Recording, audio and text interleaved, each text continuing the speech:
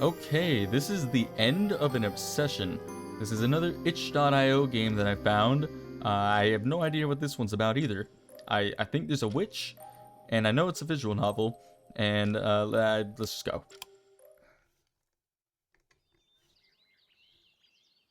You feel groggy when you finally wake up. The back of your head is throbbing and your mouth feels dry, as though it has been stuffed full of wool. With bleary eyes, you glance about. What time is it? Where are you? Perhaps more importantly, who are you? You don't remember. Any attempts to probe the nooks and crannies of your memory depressingly unsuccessful.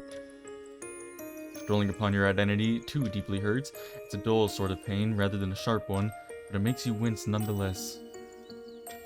Perhaps it's better not to attempt to remember too much then. Thinking was never really your strong suit. You have always been a creature that existed upon pure instinct, a fool who thought she was more intelligent than she was, sorry. It would seem that I am getting carried away. My apologies. This is not that sort of story, and, in any case, I hardly have the... Whoa, that was kind of a weird little sound there. I hardly have the energy to be too acerbic. I'm afraid this has already been done before, and I wouldn't want to be repetitive, or worse still, trite and tedious.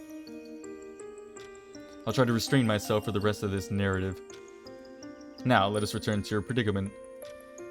You do not know who you are or where you are, but with some luck, there should be something close at hand to jog your memory.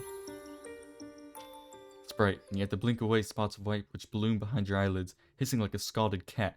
You rub your eyes with the heel of your palm. Your surroundings melt and twist around you, rippling like the troubled surface of a lake. Then, all of a sudden, you hear a voice call to you, light and bright, and full of girlish amusement. Oh, I see you're finally awake. Who said that? Ooh. Ah, just there. You see her now. There's a woman standing by your bedside. She has hair the color of a sunset that curls around her face. Her eyes are soft and a smile plays about your lip. Sorry, I'm still recovering from being sick. I'm doing better than the other night, but she looks sweet like an angel, but you know only too well that looks can be deceiving. You are unsure whether you trust her. It's hard to trust anybody when your head aches so much and you do not know where you are, especially a woman such as this who looks so very at ease. Does she not realize how anxious you feel, or does she simply not care? You try to ask her what's going on, but you can only get half of the question out before you start to cough. Oh, you poor thing. The woman tuts and hands you a mug of something warm. You've been through a lot, but don't worry. I'll look after you. Now here, drink this. You look down at the cup, and its dun brown contents askance. Is this really safe for human consumption? Yes, it's fine, silly. I've not poisoned it if that's what you're worried about. In fact, it's the opposite. The opposite? Indeed, I enchanted it to soothe any unwanted aches and pains, and I'm sure your head is aching. It must be after all that's happened. What happened? Now, I'll only answer one question at a time. It'll get confusing otherwise. And you must be plenty confused already. Now come on, drink. You're a little hesitant to fulfill this woman's request. She was a stranger after all, and you have no idea what the liquid inside is. This could be some sort of trap. But the woman is smiling, and she doesn't necessarily look wicked. Perhaps you could trust her? You bring the cup to your lips, not knowing what else to do. The weight of her expecting scare is uncomfortably heavy, and begin to sip. The drink is warm, surprisingly so. It makes your lips tingle. As for the taste, well, it's not unpleasant.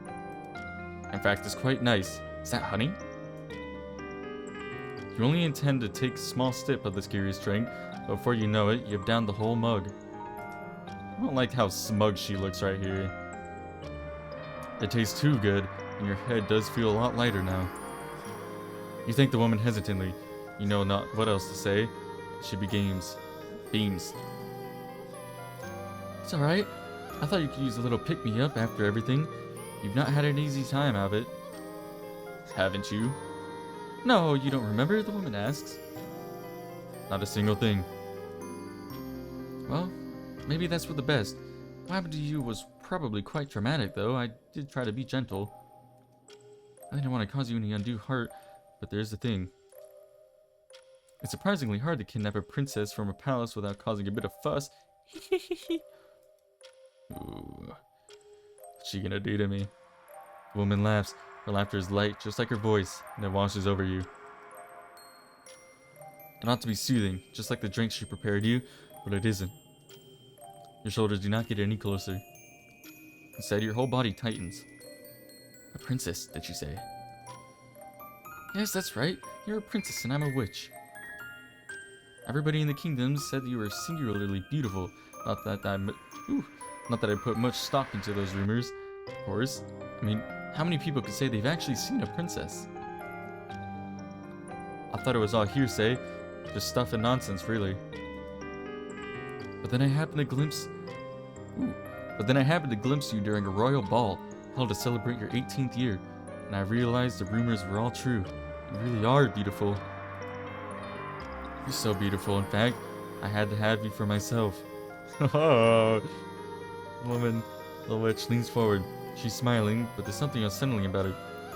Ooh, I kind of like this. Her teeth. Your teeth, you realize, with the start, are awfully sharp. Her nails, meanwhile, are terrifyingly long. She cups her face in her hands, her long, long fingernails resting against her cheekbones. Her nails scrape against her skin like knives. Her breath smells sweet, but only specifically so. Underneath it, you think you can detect something of the crypt. Something foretold. I've been laying low for a while, keeping it to myself. I've been awfully good these last 100 years, but it does get boring, you know? Always been on my best behavior. A witch, so I'm supposed to cause the odd commotion here and there. It's all part of the profession. Witches exist to curse people and to cause problems. Lightly, the witch giggles, her slickly sweet breath skimming your face. Princesses exist to be kidnapped, especially pretty ones like you. That's the way it is. It's the way it's always been. I'm just fulfilling my role in this little story, so please, don't get mad at me. We can't help but our innate natures. The witch leans in further still, her long, fair eyelashes trembling. You look so pretty in that gown of yours, which was paler than the moonlight. But I think you look even prettier as my prisoner. At my mercy in this tower. Oh, this is kind of freaky. You're in a tower? Yes, that's right. It's a nice tall tower out in the forest. Nobody else knows where this is except myself, and it's protected by all sorts of enchantments. Do you like the little improvisation I did there? I read that totally wrong. It's not possible for anybody to get in or out. Anybody except me, of course. The king and queen can send out as many search parties as they want. It won't make a blind bit of difference. It's like Tangled. Tangled. The tower and Tangled. I'll not be escaping here in a hurry. You're all mine to do as I please. Ooh. I'm not going to let you go. Ooh, okay. The witch's eyes flash like lightning. For a few moments, she looks unsettling, unnervingly inhuman. I want to push her away, but you can't. Her body no longer wants to obey you. Was it the beverage she gave you earlier? The one which tasted of honey? You do not know. You have no earthly clue why your body is frozen, why you cannot bend your fingers nor blink your eyelids. But these thoughts, and all the other thoughts for that matter, are soon scattered. The witch dips her head. She closes her eyelids, her long lashes matting together. She parts her lips. As she presses her mouth, which tastes of sugar and soil and something sinister. Whoa. Wait, what? Something which you cannot describe against yours. Oh, okay. You, of course, are. This is kind of freaky. How could you ever hope to push her away?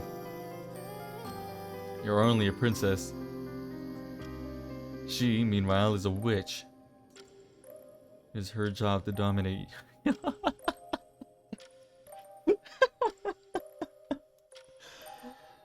Oh, please dominate me. Is that is that not how stories such as this always go? Okay. It's night. Oh, nope, never mind. It's the next morning. Once again, you feel groggy when you wake up. The back of your head is still pulsating and your mouth feels dry, as though it has been stuffed full of wool.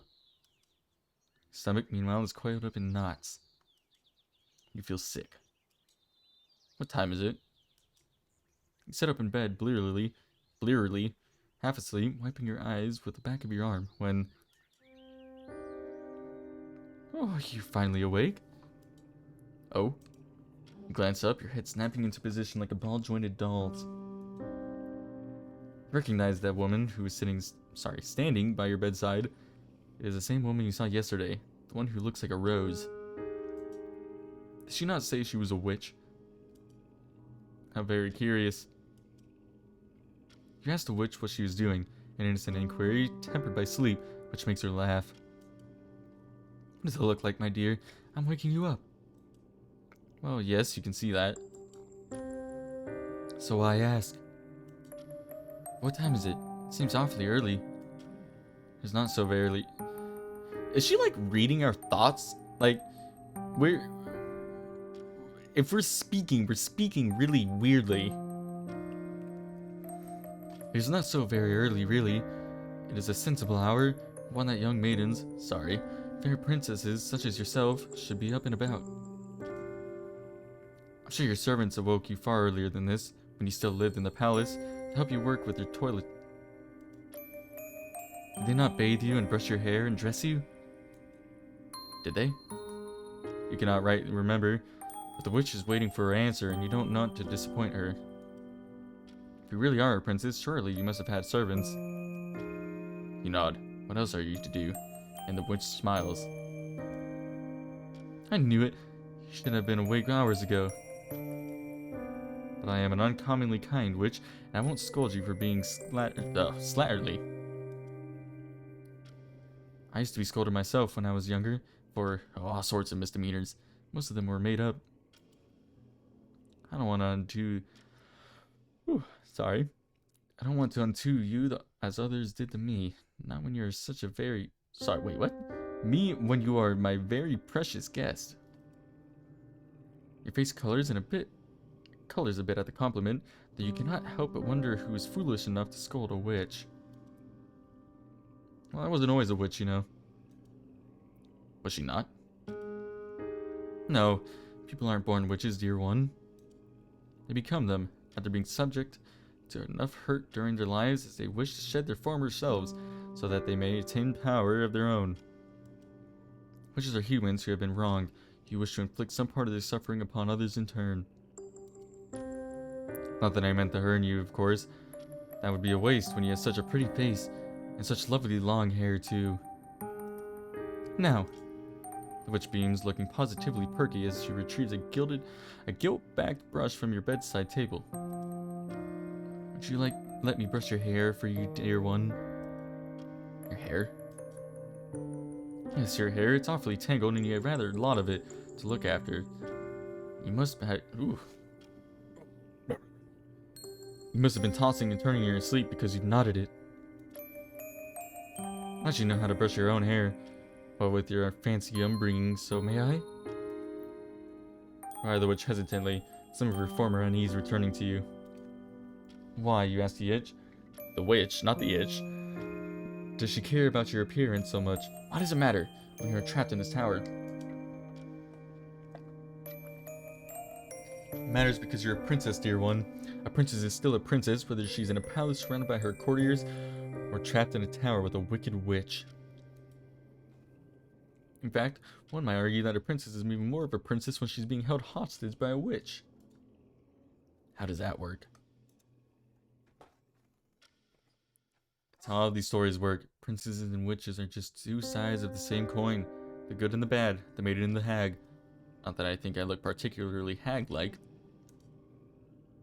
As far as witches go, I think I'm a bit of an anomaly. But you're an anomaly too, when it comes to a princess. Your hair is a rat's nest. It can make you look presentable. whose sake? For the sake of a satisfying story. You don't understand what she means by story. This is real life, is it not? Is she aware? Is she aware that she's in a game? Well, I wonder, what is real and what is not is often up to the holder. You wouldn't wish to look disheveled should a handsome prince chance by your tower, would you? That would make an awful first impression. Is it likely that a prince would stop by here? Not in the slightest, but I hope does spring eternal. If daydreaming about being rescued keeps you going, then who am I to rob you of that opportunity? Goodness, it is so generous of her. I know, I'm a veritable saintess. Now come here, your hair isn't gonna brush itself. You see that the witch is very insistent about this, the why you cannot fathom, so you give in. It isn't as though you have many other options, being locked away in this tower as you are. Excellent. Now, just leave everything to me. I have experience, you know, when it comes to making princesses look pretty. This is literally just Rapunzel, is this not? Oh, really? Is she... This is really similar to Tangled. Is she in the habit of kidnapping princesses? Wouldn't you like to know? The witch giggles as she settles down upon your bed and reaches for your hair. Your body tenses at this initial contact, though this witch is much more attractive than the witch in Tangled. As if fretful, she might strike you, might slice you. But the witch, despite her title, does neither of those things. Instead, she begins to work, as obedient as any drudge, running the comb through your locks over and over and over again until they start to crackle. Okay, next day. On the third morning, you're already awaiting your visitor when she arrives, though perhaps appears would be a better word inside your tower. You have come to expect the witch's presence, so you are not surprised when she takes a seat at the side of your bed. You regard her uneasily, still attired in your nightgown, your hair rumpled again after night's tossing and turning. You think that you had nightmares last night, that you cannot remember them, not clearly. Perhaps you were running in them. Is that why you awoke feeling so tense, your heart beating as a staccato rhythm inside your breast? Yes, that sounds about right. You were running, you can recall, albeit faintly, through a forest. But then the witch holds up a wicker basket from which a truly mouth-watering smell emanates, and your half-recalled dream dissipates before your very eyes. The witch giggles, and in a girlish manner, she says, "Hungry?" You nod instinctively, without thinking about it. You cannot remember the last time you ate, and the witch beams.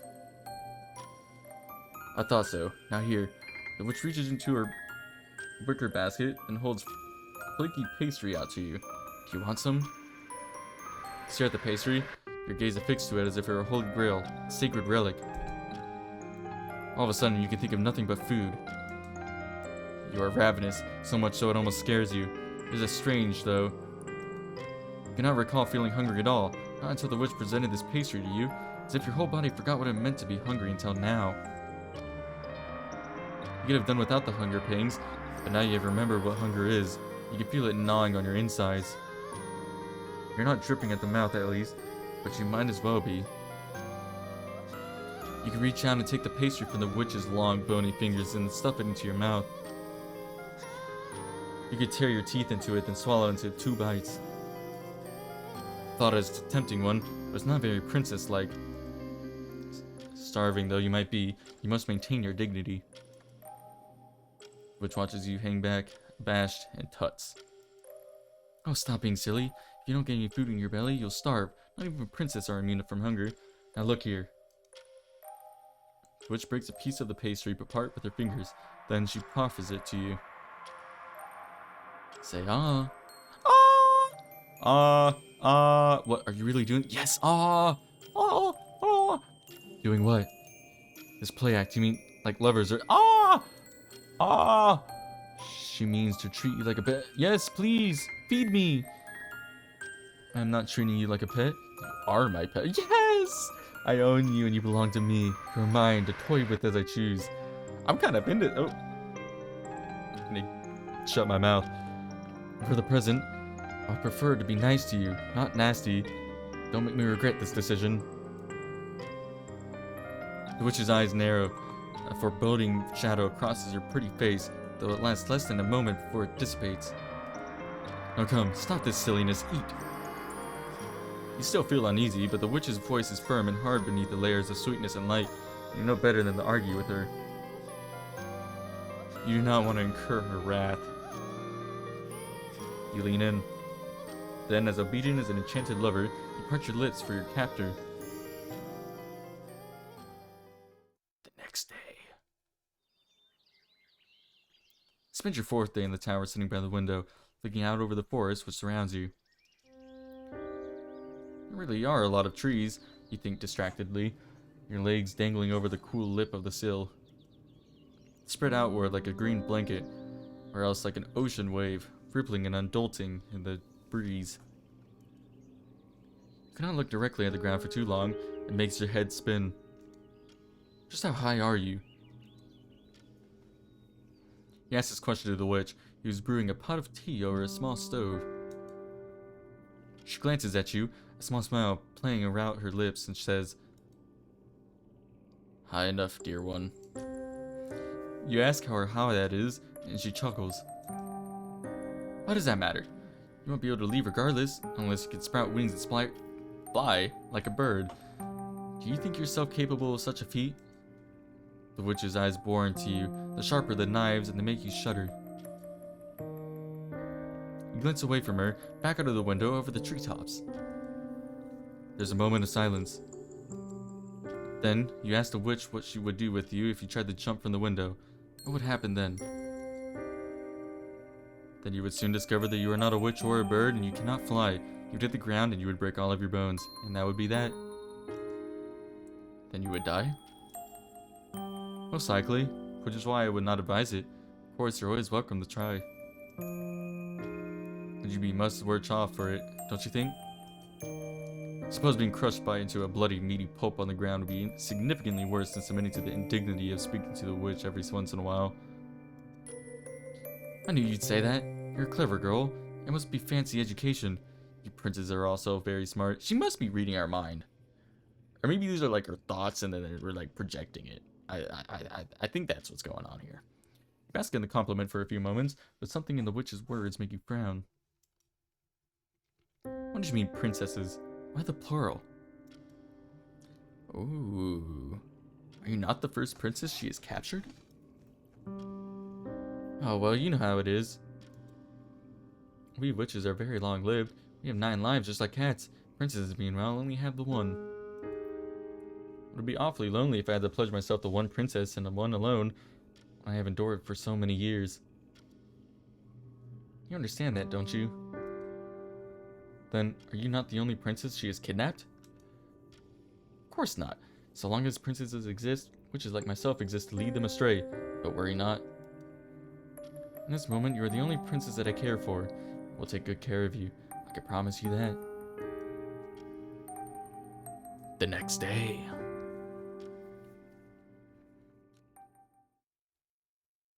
Oh, dearie me, where's the time gone? The witch addresses you, and thus, during your 5th day spent in the captivity. After she has tried... Oh my goodness. This line right here is really eating me up. After she is tired of toying with your hair. She stayed at your side rather long during this visit than she has those in the past, and now the sun is beginning to set. The witch observes you. Her long lashed eyes narrows and says, "It's unfortunate, but I fear I cannot spend too much more time by your side. I need to be off. I even have work to do." That's funny, you thought it. As a witch, it was her role to kidnap fair maidens. Is that not her primary line of work? Oh, I wish. It would be nice if there was any money to be made in kidnapping maidens, and who knows, perhaps there is. If I had put a ransom on you, I'm sure the king and queen would be quite to my request.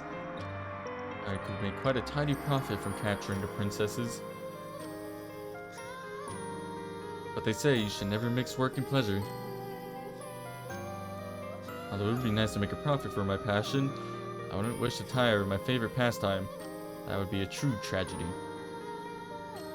So, she regards kidnapping young women as a pastime? Well, what else would it be? It's a bit of fun. For her, maybe it is, but for you? Oh, I'm sure you'll get used to it soon enough. I've not been too unforgivably wicked to you, have I? You think briefly upon the kisses that the witch has plied you with during the past few days, her mouth pressed firmly against your own. You recall the taste of her saliva upon you. It was oddly floral, wasn't it? Everything about the witch is oddly floral, though you think she might be compensating for something. When she kissed you, you thought you could taste the earth and the dirt, silty soil, and writhing worms. A moment passes, you blink, then quietly you say no. She hasn't been too wicked to you. She has, by all accounts, been treating you quite gently, surprisingly so for a witch. Well, there you go then. You have enough food to eat and clothes to wear and books to read. What more could a girl want? Oh, you don't know. Your freedom, maybe? Freedom is overrated. How much of it did you have when you were a princess? That is a good question. You cannot remember. That's what I thought. The witch smiles smugly, then she leans in. She takes your face between her palms, cupping it, and says, "Now look, there are many, many people out there who seek the aid of witches such as myself. There are many sad, lonely little girls out there with no friends, family, and nobody who would listen to them. Granting their wishes is my job, though I fear I've been ignoring their plaintive cries in favor of spending time with you. My clients will probably get angry if I keep shirking my duties." Oh, that is peculiar. You're surprised that so many people would willingly seek the services of a witch. Do they not have a bad reputation in these lands? These lands. Indeed, we do. A bad reputation is better than having no reputation, though. Some people are desperate enough that they're even willing to turn to the devil for help. I thought you would know that already, dear one. You fail to see how this conversational topic is related to you. But then again, you've always been a bit slow on the uptake. Wow. Well, I mean, I guess at least we caught that. In any case, I think I'll be busy for a few days. I won't be able to pay you as many regular visits as I have been, but don't fret, I'll try to hurry with my obligations as quickly as I can, so I can be with you once again, like fate ordained. Fate? Yes, indeed, a princess is nothing without a witch to keep guard over her. Without me, I fear your existence would lose all meaning. But it would lose meaning without you, too. We need one of another, just like roses need the earth in which they sprout, so of course I will return to you. I cannot help myself. We're drawn together, you and I, but if you wish for further reassurance, I do not mind making an oath. Now look here. The witch relinquishes her grip upon you and takes a step back. For a few moments, you allow yourself to feel a flicker of relief, soothed by the distance which now has been put between yourself and the witch. Ooh, whoa, she's a knife. But then you see a flash of silver in the witch's right hand, and your relief soon withers. What is she holding? This is a knife, my dear. Just a simple, powering knife, really.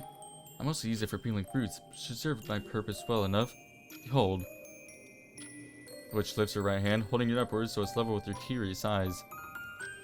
She extends her long, bony fingers, flexing them so they expand to the unfurling petals like a flower. With her other hand, she holds the handle of the knife steady. Unblinkingly, she introduces the blade of the knife to her palm. Then she presses. Blood begins to bloom over her white flesh in moments, her skin cleaving beneath the tip of the knife. You watch, entranced, as goblets of bright red blood splash against the silvery blade, sullying it. The witch cuts herself without any hesitation, without any emotion, as a gardener might snip through the stem of a flower with a pair of shears. Does she not feel any pain? Does not look like it. The expression is quite impassive, wavering even. You have wondered before, but you are quite certain now. She truly is not human. She has transcended such petty notions to become something unworldly, something extraordinary. Now let me do the same to you. Does she mean 2? But of course, a pact has no meaning if only one person is making it, just as a promise has no purpose if only one person is willing to keep them. I'm already offering myself unto you, my dear one. So you need to offer yourself up to me, too. That way, we will be bound together. We'll always be bound together, not through words, which are flimsy, but through something much more immutable. Oh my goodness. Both paupers and princesses are capable of telling lies, but blood is always honest. Which speaks in a curious sing-song, which does not match how cold and human her eyes are. She brings her knife down, smeared copper brown with her own coagulating blood against your palm. She presses the blade to your skin, which is soft and unyielding, unmarked by any calluses. Yours are hands which have never known hard work. Yours are hands which have never been hurt before. There, stay still, alright? That's a good girl, you're doing so well. That was before you met the witch. The next day. Once more, you find yourself sitting in the tower window, looking out over the forest. The witch was right, you think glumly. As you scan the tops of the trees, this tower is deep in the woods. Though you strain your eyes, there is nothing but green, green, and more green. The trees are nigh on endless.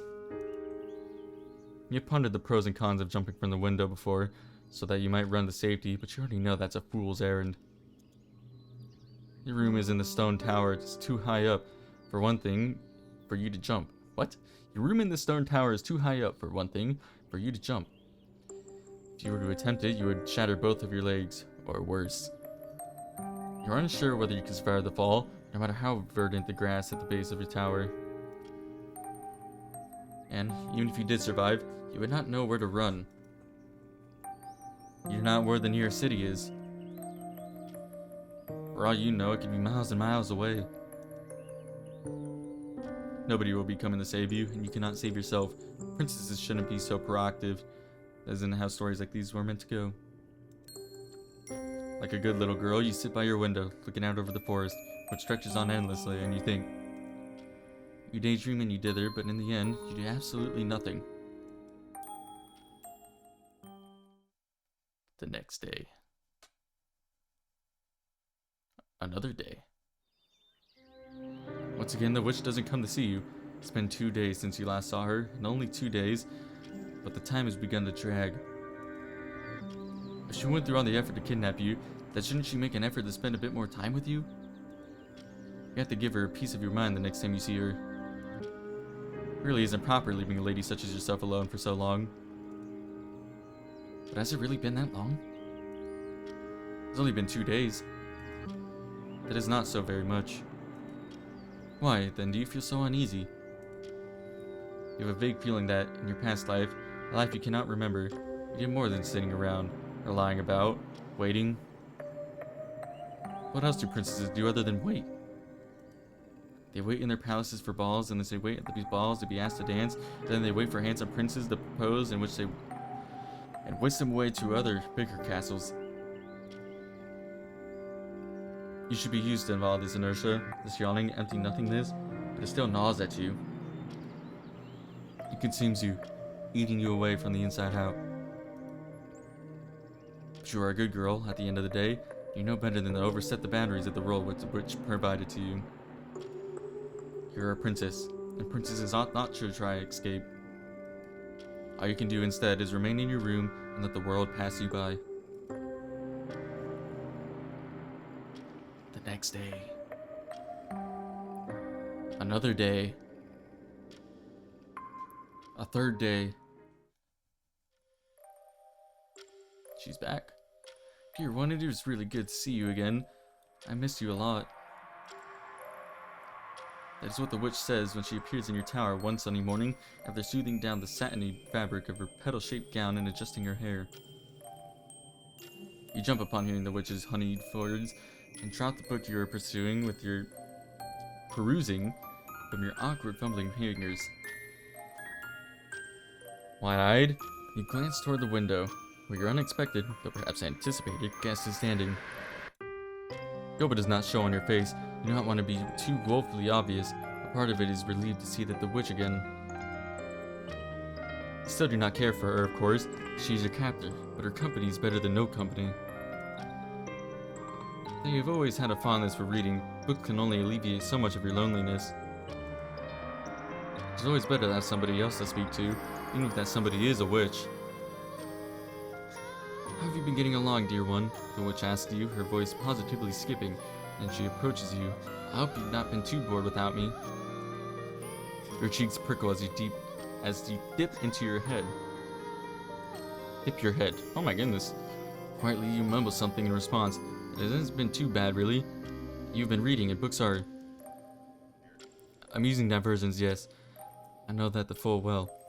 I used to read a lot myself when I was younger and more awkward than I am now. In my youth, all my friends could be found inside of books.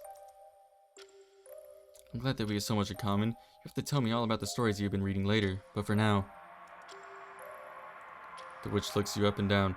She takes your disheveled state. You have not been waked long, though the sun is high in the sky and tuts. Your hair is full of more knots and tangles than a bramble bush, and the collar of your off-white nightgown is slipping down one of your shoulders. You must make quite the sight, a supposition of that the witch affirms with a click of her tongue. Dear, dear, you have not been looking after yourself at all. I know being shut up in this tower must be tedious, but you are still a princess. You cannot afford to be so careless with your appearance. You really would be helpless without me. The witch retrieves the brush from her bedside table, then approaches you. Let's get you looking pretty, shall we? The mattress depresses beneath the witch's thighs, and you sigh. You know there's little point in trying to pull away from her. Even if you did, where would you go? The witch is all you have. Without her, you are nothing. Your own worthlessness has already been imbued deep within your bones. You do not want to admit it, but you cannot deny the wave of relief which comes when you finally submit to her.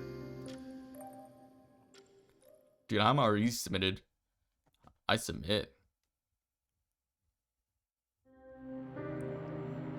The witch stays with you in your tower for a few days, just as she did when you first incarcerated. She tells you stories about her travels and about the sad girls whose wishes she oh so kindly grants. She also tells you fairy tales, some of which you remember, though vaguely, from your childhood. She toys with your hair, weaving flowers through it. She brews you cups of tea to keep you warm. She dresses you up in various outfits, and she paints your face as if you were a doll. Then, when the night falls, she takes you to bed, embracing you, your bodies slotted together if they were meant to be. Though her touch unnerved you in the beginning, you find yourself in sort of strange comfort in her proximity. You cannot recall anybody being as gentle with you as her. She's done something very bad to us. Though, perhaps that is not saying very much, given you cannot recall very much. Then, when she leaves you, you cannot help but feel her loss. The tower feels uncomfortably empty in her absence, like a newly missing tooth, an empty cavity which aches. Sit up in bed early in the morn after her departure and toy with your hair. Run your fingers through it, just as the witch did, but you're hopelessly clumsy and your fingers falter. You try to braid your hair, but you cannot manage it without coming untied. Part of you wonders whether this is not some great failing. Given you are a princess, are princesses not supposed to take great pride in their looks, primping and preening? You must be a poor sort of princess. Despite that, the witch still cared enough to try and kidnap you. That must mean that you are worth something if you're not to your parents. Did they ever really love you? They haven't bothered to look for you? Then to the witch. At least you have her, and that is enough, for the present, to soothe you, no matter how hollow your heart may feel. Another day.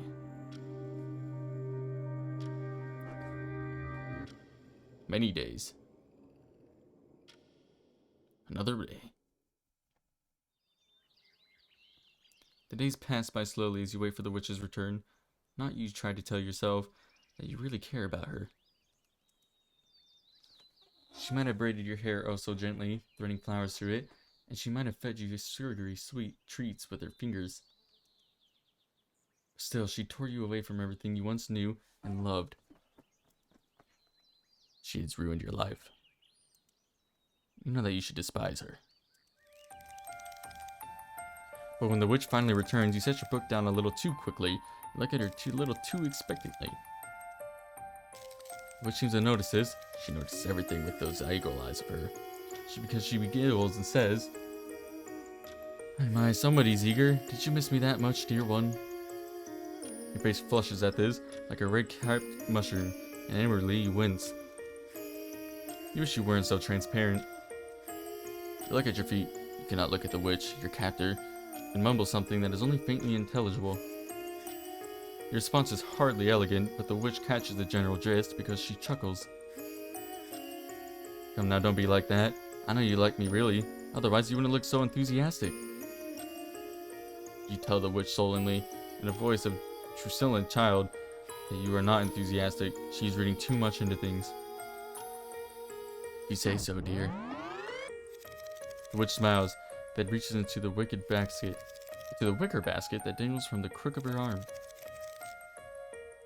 She seems like you're determined to be difficult today, though why, I don't know. You'll ruin your pretty face scowling at me like that. But maybe this will cheer you up. The witch draws something from her basket, entranced despite yourself. You observe her. See that she is clutching a small stack of books, 3 of them to be precise, bound in leather. She holds them to you like a peace offering. Her smile Her smile soft. Here, this is enough to satisfy you, dear one. You thank the witch for her thoughtfulness, feeling ashamed by your earlier conduct, and she beams. It is no trouble at all. I would not wish for you to be bored. Now let me look at you. How have you been faring in my absence? I see you've been eating well. That's good, but... The witch examines you critically, as a sculptor might eye a piece of marble, conjuring with her mind's eye the hidden art piece waiting to burst forth from within it. Something about the way the witch looks at you makes you tremble. Her gaze is really discerning, as sharp as razor, uncomfortably so. Why does the witch make you feel like this? You do not know, but... Oh dear, your hair looks awfully naughty. I fear you have not been taking proper care of it. You ask the witch, one more, why it matters, and she tuts. Of course it matters. You stop paying attention to your appearance, my eyes may begin to wander. I'm a fickle woman after all. She's hardly a woman. She's a witch. Yes, exactly. We're notorious for being inconsistent. Inconstant. Though, I suppose that is what happens when one lives as long as we do. The witch chuckles, then retrieves the gilt-backed brush from your bedside table, next to the pile of books. Now, would you let me take care of you? Let's get you looking presentable. You bristle at the witch's words. How impetuous she is. Though, you wonder whether your response mightn't be, in part, from anticipation. The thought of being taken care of isn't wholly unpleasant, even if the one means to take care of you is a witch. The next day. She's obviously, manipulating us. Obviously. Many days are passing. It's been almost a month since you were kidnapped. Not that you know it. Time has lost all meaning to you, shut away within your tower, but it continues still. That is 30 days, soon to be, 30 nights, more than 700 hours spent trapped within the stone walls of your new home. Yes, you're supposed to begin to regard this place as a home. It is where you now live, whether you like it or not. You have not yet found a way to escape. You do not know if such a way exists. The walls of your tower are thick and impermeable, and your room is too high up for you to jump out of the window. There are no stairs which lead downwards to the entrance at the base of the tower, if indeed there is an entrance at the base of the tower. For all you know, there is no way out. Is that not what the witch told you? She said that she was the only one able to exit and enter as well. You, meanwhile, are quite in her thrall, incapable of escaping. You have been there for such a long time, you are beginning to wonder if you ever wanted to escape. Or if you even want to escape. Where would you go if you were able to leave? What would you do? You do not know. So you continue to stay there. There's nothing for you else to do.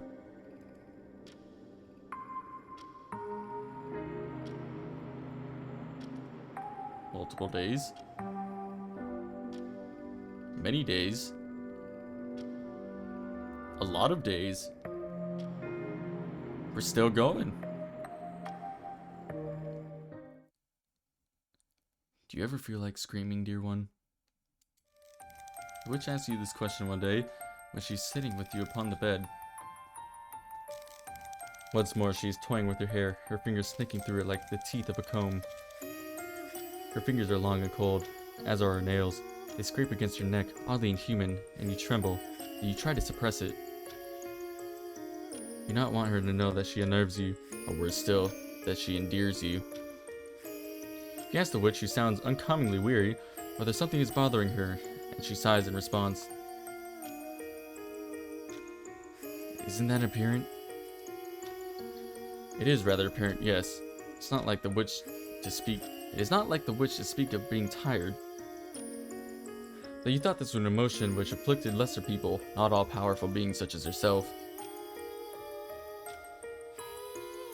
Oh, you flatter me. I'm hardly all-powerful. I endured my fair share of hardship before I was able to come into the woman I am today. I have suffered in my time. Oh yes, more than you might realize. But my recent suffering has been more manageable garden variety of I suppose. You incline your head, taking care not to disturb the delicate braids the witch is twining through your hair in interest. What manner of suffering could be described as garden variety? It is silly, really, but... The witch clears her throat and then says, I told you that I grant wishes, yes? You think she had mentioned it, yes? Well, there's this thing. Putting yourself in a servile position to others only ever results in headaches. So many girls demand so very much of me, it's fast become tiring, and it can be so ungrateful, too. I've been doing my best to live up to everybody's expectations, but it wears upon me. I've rather begun to sicken of other people. They can go and rot for all I care. But you are different. And no matter how much hardship I have to endure, you will not leave me. You will not abandon me. Oh, we're kind of stuck up in this tower. Oh, okay, there you go. Yeah, I won't let you. Another day passes. Another day passes. More day passes. Another one. Oh. My, you really have become obedient, dear one. The witch's voice is warm in your ear, her breath ghosting against your skin as she sits behind you upon your bed. Once again, the witch is toying with your hair. She never seems to tire of it, and you no longer try to pull away from her. You do not want to. What would you be without her? At this point, you can hardly imagine. The witch, recognizing how dependent you have become, giggles and says, You really are a good girl.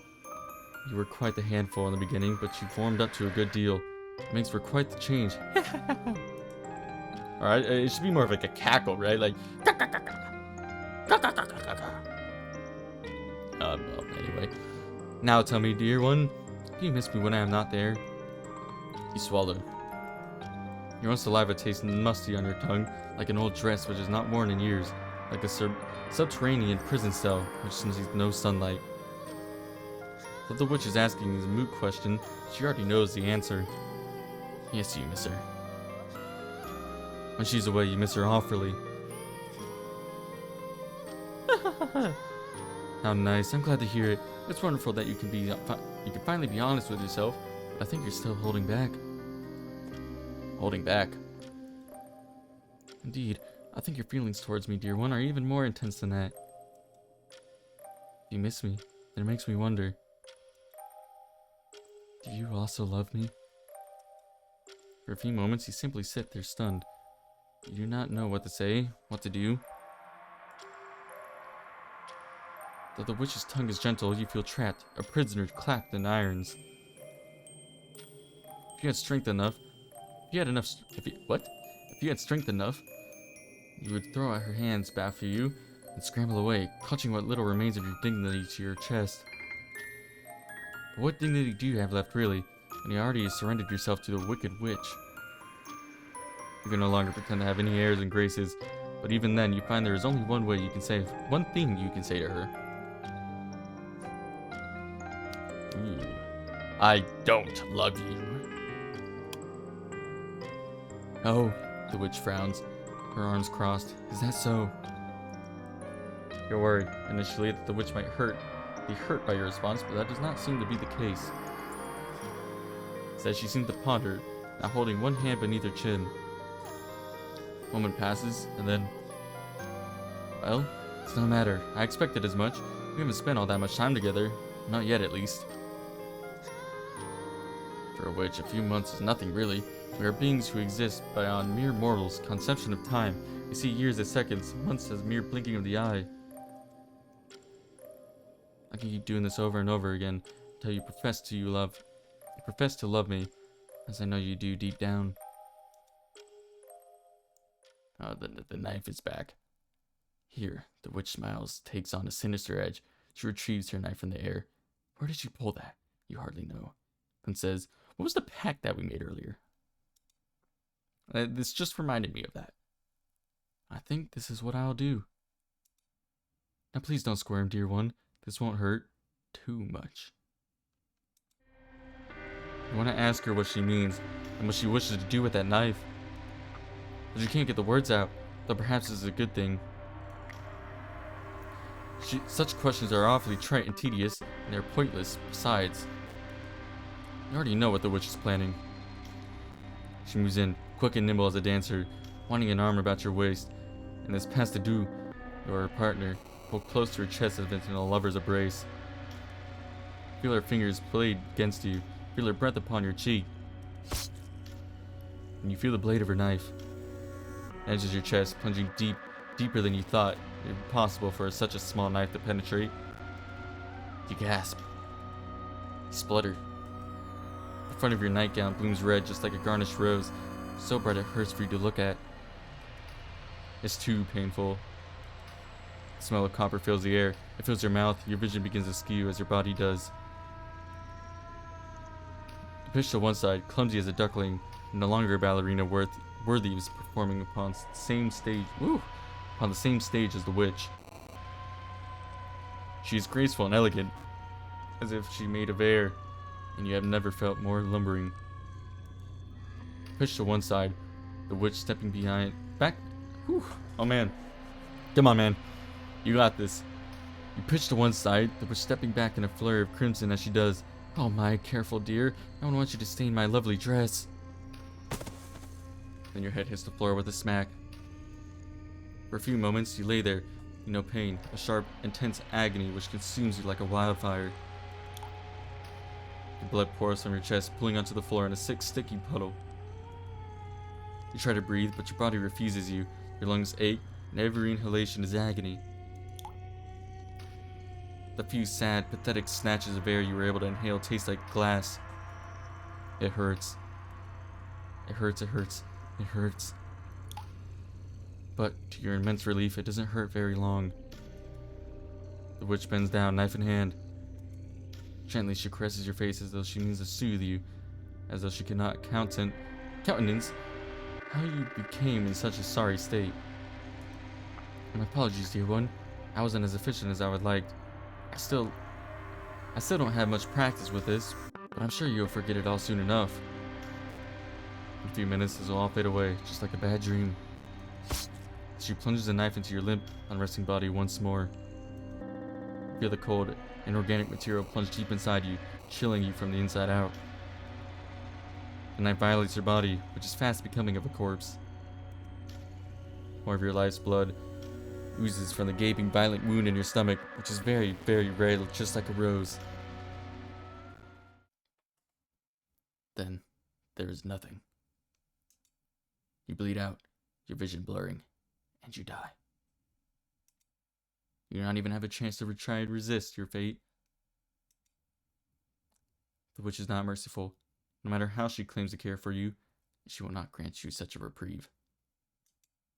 Why would she, when you rejected her so callously? In this fairy tale theater of bad endings, you reaped what you sowed with your cruelty, your callousness. But don't worry, this is not the end. Don't you know that all fairy tales have to have a happily ever after?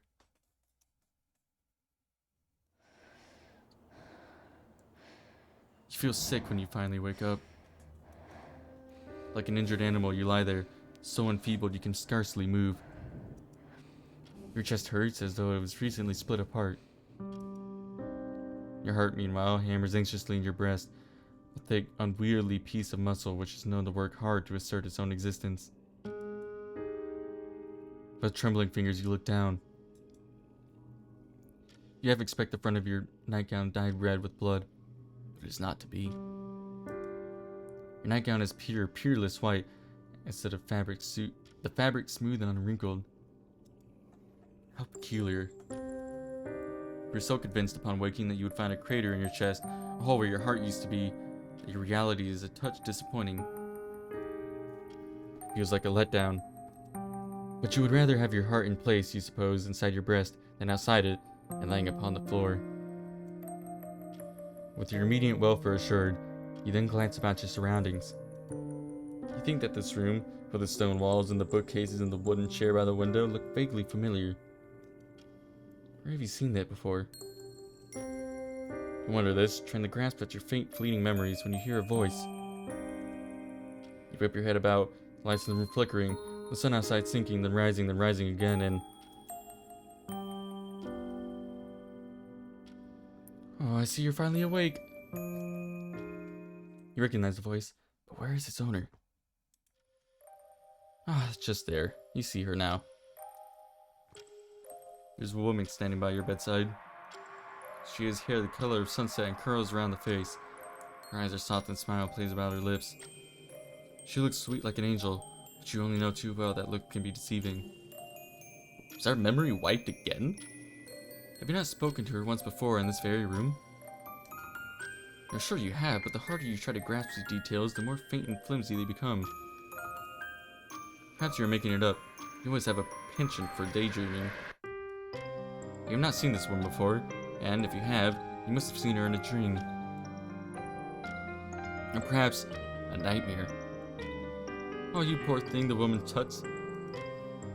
It's almost as though she could tell what you were thinking, or maybe she simply can see your feelings written upon your face, as she says, "You look to be in a bad way. You're awfully dazed, and I ought to help you. Here, drink this." The one with eyes like roses hands you a mug, which one earth and some warm liquid of suspicious honey dew. You look down at the cup, its dun brown contents accents. Is this really safe for human consumption? Yes, it's fine, Sally. I have not poisoned it if that's what you're worried about. In fact, it's the opposite. The opposite? Indeed, I enchanted it to soothe out any unwanted aches and pains, and I'm sure your head is aching. It must be, after everything that has happened. What happened? Now, I only answer one question at a time. It'll get confusing otherwise, and you must be confused already. Now come on, drink. So we're in a loop. She's trying to make us truly fall in love with her. We're a little hesitant to fulfill this woman's request. She is a stranger after all, and you have no idea what the liquid inside is. It could be some sort of trap. But the woman's smiling and doesn't necessarily look wicked. Perhaps you could trust her? You bring the cup to your lips, not knowing what else to do. Your weight of expectant stares uncomfortably heavy and begin to sip. Your drink is warm, surprisingly so. It makes your lips tingle. As for the taste, well, it's not unpleasant. In fact, it's quite nice. Is that honey? You only intended to take small sips of the curious drink. Before you know it, you have downed the whole mug. It tastes so good, and your head does feel a lot lighter now. thanked the woman hesitantly. You know not what else to say. She beams. It's alright. I thought you could use a little pick-me-up after everything. You've not had an easy time of it. Haven't you? No, you don't remember? The woman asks. Not a single thing. Well, maybe that's for the best. What happened to you was probably quite traumatic, though I did try to be gentle. I didn't want to cause you any undue hurt, but here's the thing. It's surprisingly hard to kidnap a princess from a palace without causing a bit of a fuss. The woman laughs. Her laughter is light, just like her voice, and it washes over you. It ought to be soothing, just like the drink she prepared you, but it isn't. Your shoulders do not get any looser. Instead, your whole body tightens. A princess, did she say? Yes, that's right, you're a princess and I'm a witch. Everybody in the kingdom said you were singularly beautiful. Not that I put much stock into those rumors, of course. I mean, how many people could say they've actually seen a princess? Thought it was all hearsay, just stuff and nonsense, really. But then I happened to glimpse you at a royal ball, held to celebrate your 18th birthday, and I realized the rumors were all true. They really are beautiful. So beautiful, in fact, I have to have you for myself. The woman, the witch, leaned forward, still smiling, but there's something unsettling about it. Her teeth, you realize, with a start, are awfully sharp. So this is all repeating, right? Her nails, meanwhile, are terrifyingly long. She cups her face in her hands, her long fingers resting against her cheekbones. Nails scrape against her skin, like knives. Her breath smells sweet, but only superficially so. Underneath it, you can detect something of the crypt, something foetid. I think I just did the same exact thing as I did last time. I've been laying low for quite a while, keeping it to myself. I've been awfully good at these last 100 years. It does get boring, you know, always being on my best behavior. I'm a witch, so I'm supposed to cause the odd commotion here and there. It's all part of the profession. Witches exist to curse people and cause problems. Lightly, the witch giggles, her sickly sweet breath skimming your face. Princesses exist to be kidnapped, especially pretty ones like you. That's the way it is. It's the way it's always been. I'm just fulfilling my role in this little story, so please don't get mad at me. I can't help our innate natures. Which leans in further still, the long fair eyelashes trembling. You look so pretty in that gown of yours. You're just paler than the moonlight. I think you look even prettier as my prisoner at my mercy in this tower. You are in a tower? Yes, that's right. It's a nice tall tower out in the forest. Nobody knows where it is except myself. It's protected by all sorts of enchantments. It's not possible for anybody to get in out. Anybody except for me, of course. King and Queen can send out as many search parties as they want. It won't make a blind difference. You will not be escaping here in a hurry. You're all mine, to do as I please. I'm not going to let you go. Twitch's eyes flash like lightning. For a few moments, she looks unsettling, unnervingly inhuman. You want to push her away, but you can't. Your body no longer wants to obey you. Was it the beverage she gave you earlier? The one which tasted of honey? You do not know. No earthly clue what your body is frozen, why you cannot bend your fingers nor blink your eyelids. These thoughts, and all the other thoughts for all that matter, are soon scattered.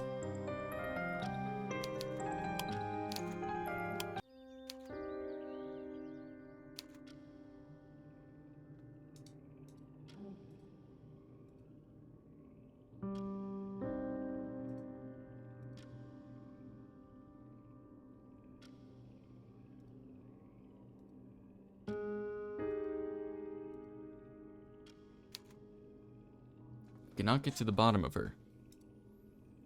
She's like a puzzle box, a mystery which demands solving. But you are tired and your head hurts and you scarcely know who you are, let alone who this girl, this woman, is. You cannot think. It hurts to think. That does not stand for a reason, does it not? The woman, Did she introduce herself yesterday as a witch? That you're a princess and princes are not supposed to think. Trying to play too much brain power, you will accomplish naught but save your good looks. It is better not to bother. He asked the witch what she is doing, an innocent inquiry, tempered by sleep, which makes her laugh. What does it look like, my dear? I'm waking you up. Oh yes, you can see that. So I ask. But what time is it? It seems awfully early. Briefly, you think of denying her query. The urine reason well feels like an accusation, as she's mocking you for needing to consume food to live. For some reason, admitting to the wish that you possess such a base needs to feel excruciating. You would just as soon admit that you were scrolling about in the dirt like a beast. That's how she makes you feel. Keep your mouth closed, your lips pressed together, but though your mouth might be silent, the rest of your body is not so obedient. From your stomach, a low, earthly rumble emits, loud enough that there is no mistaking it. One of your arms about your stomach, but not a blight bit of difference. And continues to roam regardless, low and deep, like an undersea disturbance. The witch notices it. Well, of course she does. How could she not? And she giggles. Well, at least your body's honest, even if your mouth isn't. Your face flushes bright red. Of all the indignities, but the witch does not linger upon it. Perhaps she's trying to spare you. That she reaches into her wicker basket and holds a flaky pastry out towards you. You stare at the pastry, your gaze affixed to it as of her holy grail, a sacred relic. All of a sudden, you can think of nothing but food. The breeze disturbs your hair, the hem of your dress. You exhale. A few moments pass, awkward moments, as the witch hums to herself while you glance out over the seas. A question rises to your throat, one which is too large for your slender body.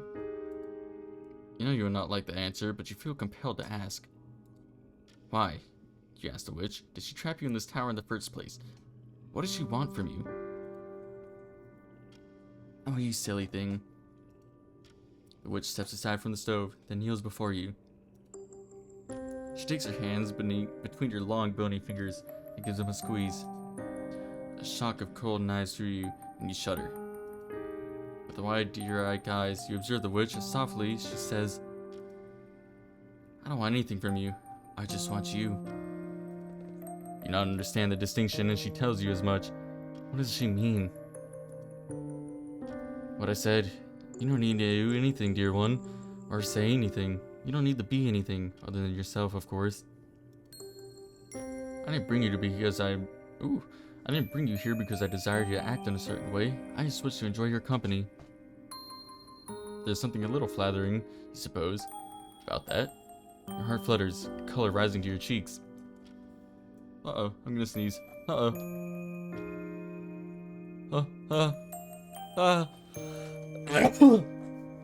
Oh, excuse me. It does not answer your question. If she wanted to enjoy your company, why does she have to keep you a prisoner? Could she not enjoy your company in another matter? One that's less inconvenient? Naturally, that is what I wished, but it isn't so easy, you know? Isn't it? It isn't? No, dear one, you are a princess, you see, and I am a witch. We could not have been together if you had remained in the palace. You would have been wed to a boorish, loudest prince. He wouldn't appreciate you, and I would be distraught. Distraught. Does she truly care for you that much? I care for you a lot, dear one. The witch speaks softly, her voice disarmingly gentle as she cups your cheeks, her fingers sliding into your hair. Her digits are still disturbingly bony, but you find you don't mind it as much as you thought you would. It no longer bothers you. There's something almost soothing about her touch. That is why I had to kidnap you. If I wanted to put it selflessly, I suppose I could say that I meant to rescue you from her tedious fate of being wed to some strange man and whisked away to a foreign land, taken far away from me. But I am a witch, so I'm selfish, and And that's not what I really brought you here. I brought you here because I wanted to be with you. I couldn't bear to see another speak to you or touch you. I wanted to keep you all for myself. Which is why you can't leave. I knew from the moment I laid eyes on you that I wished you would be mine.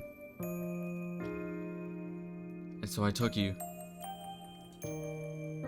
That's all there is to it. And if you ask, your voice is shaky. If you were to jump out a window, what then? And you would soon discover that you are not a witch. Your brow furrows, your expression flat and dull, uncomprehending. Did you once turn to a witch, this witch, for help in the past? If you led such a life, sheltered as the witch is claiming, it doesn't seem beyond the realms of possibility. But this, like so many other things about your past, you have to remain a mystery. In any case, I think I'll be busy for a few days. I won't be able to pay you as many regular visits as I have been, but don't fret, I'll try to hurry in my obligations as quickly as I can so I can be with you once again, like fate ordained. Yes, you think? That is the right word for it. Your tower is lonely. You've been trying not to admit it, not even yourself, because that is what feels like a confession of weakness, but the quiet has been gnawing on you. Though the witch is no ally of yours, it is quite the opposite. In fact, it is nice to have another human to interact with. Not you suppose that she is a human, not in the traditional sense of the word. She is still a witch. You cannot trust her, and yet... How have you been getting along, dear one? The witch asks you, her voice positively skipping as she approaches you. Have you not been too bored without me? Who else do you have, after all, to spend time with? Who else will look at you like the witch does, with enchanted eyes, as if everything you have to say, not that she gives you an ample opportunity to speak, is utterly enrapturing? You've never met anybody like her before. At least, you do not think you have. Your past is hazy, your memories vague and cloudy, like the surface of an old mirror, and you cannot remember. Still, you think that the witch must be special. She makes you feel special, and that is reason enough to hold her in her high esteem. Then when she leaves you, you cannot help but feel her loss. The tower feels uncomfortably empty in her absence, like a newly missing tooth, an empty cavity which aches. You sit up in bed early in the morning. You stare at the witch with wide, anxious eyes, just like a deer's. The question has stirred something within your chest. Half-remembered dream, perhaps, or passing fancies? Or maybe even memories. You recall somebody asking you this question once, a long, long time ago, but you don't remember who it was. You don't remember how you responded to their query. You do remember the pain, however, short and sharp. And there was nothing. Well, the witch asked, and the rose-colored eyes fixed it on you. What do you have to say? You do not know. You stand there shaking, your hands clasped at your heart, as if defended from a vicious predator, a clever-eyed crow, perhaps who licks the meals out of knock-kneed princesses. What should you say? I don't love you. You know the witch's question is a loaded one. You know full well what answer she wants. You cannot bring yourself to give it. You cannot tell the witch that you love her, even though your body is screaming at you to do so, your every nerve ending on fire. You have vague memories of beholding the scene once before, of the witch standing before you, knife in hand, but even then you will not betray yourself. You will not let that get the best of you. She's taken so much of you already, your freedom, your future, and so many, many hours. You will not have her let you have. You will not let her have your heart, too. That is something you must guard jealously, for as a princess, is your heart not your greatest asset? You must keep it safe, so that you might bequeath it to a handsome prince who might one day come to rescue you. But the witch must know what you are thinking, because the smile which paints her lips so cruel mocking even. Whew, come on. She ignores, then says, "Oh, you mean to reject me because you think a prince might rescue you?" There's a pretty notion, my dear, but there's no prince to rescue you now. There was just you and me. You can accept my love or not, but if you don't, you will suffer the consequences. Haven't you learned your lesson already, you silly thing? You really are stubborn. There's a flash of light, the witch retrieves, seemingly from thin air, a knife, one with a short blade, but is sharp enough. You know from past experience how very devastating that blade can be. You are sure now, as you back away from your captor, that this scene has played out once before, exactly as it is now. You're sure that the witch has descended upon you, knife in hand, but your feet refuse to move. They root you to the spot, as if you were an old oak, incapable of breaking away. This is simply your role to play in the story. Fair, pretty princesses must always meet a tragic ending like this when there is no princes about to rescue them. Play with fire, you poor little fool, and I become hopelessly burned. The witch plunges the knife into your breast for a second time, but you stand there, unresisting. This time she makes quicker work of you. She pierces your heart in a single blow. Your body slumps to the ground, senseless, just like a doll's. And once again, the cycle repeats itself. You feel pain when you finally wake up. Your whole body burns as though it casts into flames. The first thing you do upon waking is scream. You scream over and over again, like a banshee, all while tearing at your body, grabbing fistfuls of cloth between your fingers if you meant to rend yourself. Rend your own nightgown asunder. Oh my goodness, your own nightgown asunder. Somebody stabbed you. You can remember that much. A knife plunged into your chest, between your ribs, and pierced your heart. You bled out and you died, and it hurt. It hurt so much you don't know why you're still sitting here, unblemished, or why you're still breathing. What is going on? You shouldn't be alive. You died, and you're sure of it. You know that you died. You felt yourself dying. You felt your corpse slowly becoming cold as you lay there, still and stiff, a porcelain doll made immovable, mutable flesh let them mold and wither away. But your chest is whole, your nightgown clean. There's no blood. There's no wound. What happened? You examine yourself, your heartbeat slowly steadying. While shaking hands, you press your fingers to your chest as if this was act might reveal some secret cavity in which you can wriggle your digits inside like worms. Pat yourself down, but in vain. There's nothing wrong with you at all, and now you're staring to feel rather silly. You flush, embarrassed at your unseemly conduct, when all of a sudden you hear a footstep. You whip your head around, upwards, the light in the room flickering, the moon outside sinking, then rising again, and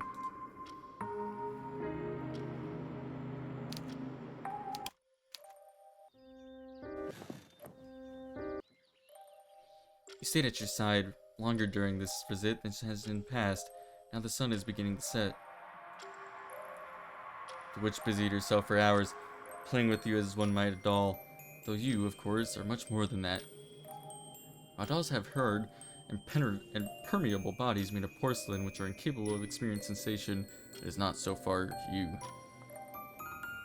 You feel every single touch the witch bestows upon you. When your fingernails press against your scalp, you cannot help but shudder. You have begun to think during the ensuing days that perhaps things would be easier if you were a doll. Then you would not sigh from her touches, you would not lean into her kisses, though you wish you could lean away. You cannot feel emotions. Perhaps the witch would not take so much obvious. Ooh, my goodness. Perhaps the witch. I'm starting to lose it. Perhaps the witch would not take so much obvious delight in drawing them out for you. Then perhaps she would not torment you so. Like a playground bully, the witch keeps on pressing. She pokes and prods until your stony facade crumbles. She takes a delight in your whimpers, but she seems to enjoy all the more when you snap at her. You have told the witch to leave you alone before, but she never does. Her aggression only ever procures from her that light, tinkling laughter, which has begun to grate on you so, the laughter of a child who knows not the hurt she is causing. Or perhaps she does know, but she does not care. You're unsure of what is worse. Bush finally seems to have enough of your company, however, because she rises from your bed. The Bush observes you, her long lashed eyes narrowed, then says, "It's unfortunate, but I fear I cannot spend too much more time by your side. I need to be off, even I have work to do." You're unsure whether you can survive the fall, no matter how verdant the grass is at the base of your tower. And even if you did survive and your legs did not break from the impact, which are already two great suppositions, you would not know where to run. You do not know where the city is. I'm sorry, I had to take a sip of water. For all you know, it could be miles and miles away. You could be even across a sea of lava, across a dark, tempestuous ocean.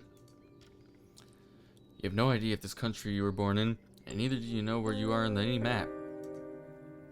Which is the only person who can tell you where you are, and you get a distinct feeling she is not wholly truthful with you. She responds to your queries, yes, but her words seem to bend like sunlight where it meets the surface of a mirror. Her words are like quicksilver, they shift and mutate, and you cannot pin them down. When you ask her where you are, she smiles and laughs and says, "Why, in this tower, of course." When you ask her where the tower is, she says, "In the woods." This is not a lie, of course. You are most definitely in a tower, which is situated in the woods, but any attempt to extricate any further information from her results in laughter. If you ask too many questions, she invariably starts kissing you. It's quite effective at shutting you up. It's very hard to articulate yourself, and the witch's tongue is nudging against your own. Her arms are about you, and you are sighing. She takes you into your arms, and she holds you and kisses you. You forget about your questions. Forget about trying to escape, only for a few brief blissful moments where nothing seems to matter save her. Then she leaves you, and you find yourself feeling more uneasy than ever before, disgusted at yourself for cleaving so easily to her kisses, even more confused. You still have no idea where you are, but maybe the particulars don't matter. You are in a tower in the forest, and nobody but the witch knows where you are. Nobody will be coming to save you, and you cannot save yourself. Even if you could jump from the window, you can't. And you knew where the city was, you don't. There is something rather uncouth about attempting to escape. You are a princess after all, and princesses aren't supposed to rescue themselves. That's not how stories like these go. They're supposed to wait until a handsome prince rescues them, and that's what you do. Like a good little girl, you sit by your window, looking out over the forest, which stretches on endlessly, and you think. You daydream and you dither, but in the end, you do absolutely nothing.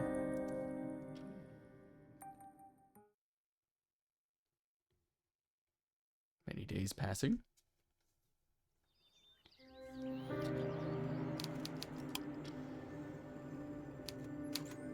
That's why you begin to read. It's fortunate that the tower isn't completely devoid of entertainment. Or books at least, shelves full of them, stacked against the stone walls. There are so many books, the wooden shelves groan beneath their weight. You are hard pressed to pick a book, but you eventually settle upon a romance. It's frothy and inoffensive, and not particularly interesting, but losing yourself within its pages is better than sitting idle. It at least occupies your brain. It stops you from thinking about your predicament, which can only be described as dire. And it stops you, too, from thinking about her. That really is the most frustrating part about this whole experience. When the witch was with you, forever by your side, you cannot wait to be rid of her. And that you are rid of her, you have nothing left to look forward to save her next visit. The world has become very small indeed since you were kidnapped, compressing down on itself until it could be fit inside a walnut shell. That is why you read. You immerse yourself in somebody else's life, even if it is made up life. It might stop you from thinking about your own. At the moment, it's the only meaningful thing in which you can be free. Another day passes. Many days passes. Many days pass. She's done this many times before, but you find yourself shrinking away from her regardless. You do not want the witch touching your hair. You do not want her touching any part of you. You don't want to be alone, but you don't want to be with her either.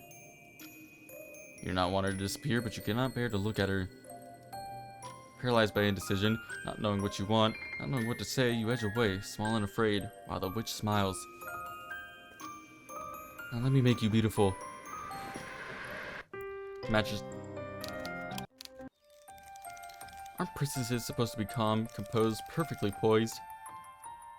You might not remember much of your past, nor of your life in the palace, but you think you should be accustomed to compliments at this point. Surely princesses have been going down on one knee and taking your hand for years, ever since your 18th birthday. Oh, princess, not princesses. It should be ingrained in you. You feel awkward and clumsy before the witch's words, regardless, stripped bare and oddly exposed. It's enough to make you wonder, are you really a princess after all? Look at your feet. You cannot look at the witch, your captor, and you mumble something that is only faintly intelligible. Your response is hardly elegant, but the witch catches the general gist because she chuckles. Come now, don't be like that.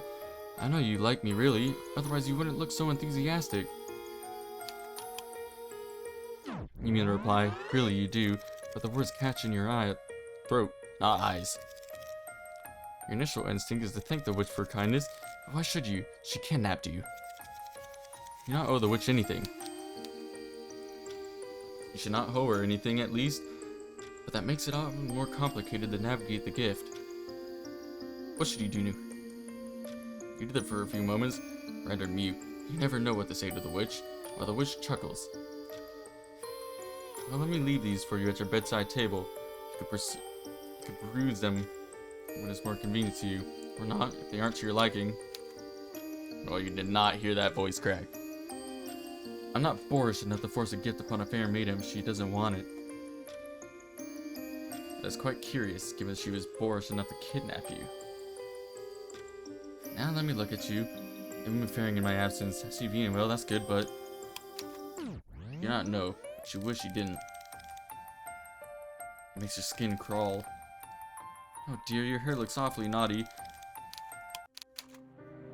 The time unspools before you, each day blurring into one another. You have so much time now, but there's precious little to fill it save reading. You have gone through most of the books in your tower already, and you are beginning to long for something more than light, frothy fairy tales, even more insubstantial than sea foam. Perhaps you ask the witch for more books when she next visits you, though you have no idea when that'll be. Her visits are sporadic. She does not always stay for very long. She seems to care more about how you look than what you think, and she fusses about your hair and clothes more than your words, but maybe that's to be expected. You're a princess after all. You're raised like a sacrificial lamb to be bartered away to the highest bidder. That is how all princesses are, whether they are engaged to a princess or kidnapped by witches. They exist to be looked at and to be admired. What they think of is little consequence. Witch's treatment of you, rankled in the beginning, is stung by your pride. Your pride, you suppose, as a princess. In the beginning, you railed against her. Now, however, you begun to miss her company. Every day when you awake, you are made aware anew of just how much your world has shrunk. King's nothing save the witch. There's nothing for you to anticipate beyond her visits. Nobody for you to speak to save the voices inside your own head. Her word is upon you, but you have the strangest feeling that this is where you belong. This is your new world. You're playing the role that is expected of you, for that is not what princesses are supposed to do. Being a prisoner must be in your blood. It's a part of who you are, ingrained into you, just like your knowledge on how to pour a cup of tea without spilling it, or how to address your superiors without making a nuisance out of yourself. You know how to be quiet, how to be meek, how to be mild. You do not know how to stop worrying either. What will happen to you if the witch begins to tire of you? What then? And more days pass.